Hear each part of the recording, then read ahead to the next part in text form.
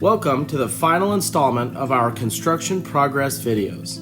As you can see, the exterior of the building is being finished. Plaster color is up and the exterior stained wood siding is soon to follow. We love the new chimney cap as well, proof that perspective does make a difference.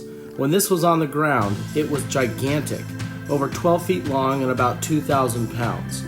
When placed with a crane on top of the chimney, it looks just right.